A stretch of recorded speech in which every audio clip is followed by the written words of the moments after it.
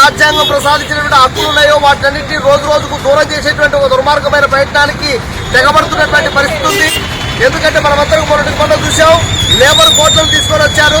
Labour కోర్టులను అమలు చేసేటువంటి ప్రయత్నం దొడ్డిదారులో మొదటి తీసుకొని వచ్చి డైరెక్ట్ గానే అమలు చేసేటువంటి ప్రయత్నం చేస్తూ ఉన్నారు.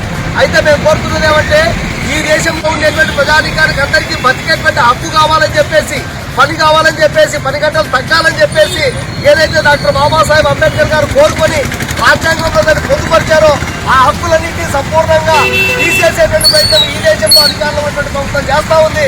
అందుకోసమే దేశవ్యాప్తంగా ఉన్నటువంటి పేద మధ్యతరగతి అనేటువంటి తేడా లేకోకుండా కుల మతాలకు అతీతంగా అందరూ కూడా ఐక్యంగా రాజ్యాంగ అవతరణ దినోత్సవాన్ని జరుపుకోవడంతో పాటు రాజ్యాంగ హక్కులను కాపాడుకోవాల్సినటువంటి బాధ్యత ఉంది. అదేవిధంగా ఏదైతే కేంద్ర ప్రభుత్వం అమలు చేస్తామని చెప్తున్నటువంటి లేబర్ కోర్టులు ఉన్నాయో ఆ లేబర్ కోర్టులు తిట్టుకోవాల్సిన అవసరం ఉంది. ఆ రకంగా లేబర్ కోర్టులను రద్దు చేసేదాకా కూడా సకల ప్రజానీకమంతా కలిసి ఐక్యబద్ధంగా పోరాటానికి సిద్ధం కావాలని చెప్పేసి మేము కోరుతా ఉన్నాం. జోహార్ బాబాసాహెబ్ అంబేద్కర్, జోహార్ బాబాసాహెబ్ అంబేద్కర్, సాధిస్తాం అంబేద్కర్ ఆశయాలను, కాపాడుకుందాం భారత రాజ్యాంగాన్ని, కాపాడుకుందాం భారత రాజ్యాంగాన్ని. జోహార్ బాబాసాహెబ్ అంబేద్కర్, జోహార్ బాబాసాహెబ్ అంబేద్కర్.